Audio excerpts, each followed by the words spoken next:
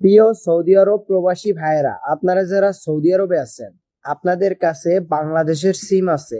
আপনি চাচ্ছেন বাংলাদেশের সিমটা সচল রাখতে, অর্থাৎ আপনার সিমটাকে আপনি ব্যবহার করতে চাচ্ছেন সৌদি আরবে বা চালু রাখতে চাচ্ছেন। কারণ বর্তমান সিম কোম্পানির নিয়ম অনুযায়ী একটা সিম যদি 11 মাস বন্ধ থাকে বাংলাদেশের সিম, তাহলে ওই সিমটা অফিস থেকে রিসাইকেলিং করে ফেলে, অর্থাৎ বন্ধ করে আবার ওই সিমটাকে নতুন করে তারা তুলে আবার নতুন এনআইডি কার্ড দিয়ে রেজিস্ট্রেশন করে সেল করে দেয়, অর্থাৎ যে কোনো কাস্টমার ওই সিমটা নিতে পারবে।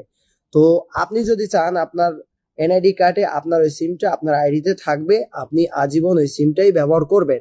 তো আজীবন ব্যবহার করার জন্য আপনি যদি রোমিং করে রাখেন, তাহলে আপনি বিশ্বের যে কোনো দেশে যে ওই সিমটা ব্যবহার করতে পারবেন।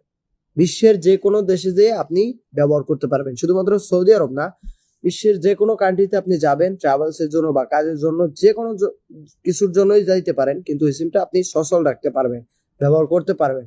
তো যারা আপনাদের সিম ব্যবহার করতে চান, তারা অবশ্যই আমাদের প্রোফাইলে দেওয়া হোয়াটসঅ্যাপ নম্বরে যোগাযোগ করবেন, আমরা আপনাকে স্বল্প খরচে রোমিং অ্যাক্টিভ করে দিব। ধন্যবাদ। এই ছিল আজকের ভিডিওটি ভালো লাগলে অবশ্যই শেয়ার করে দিন।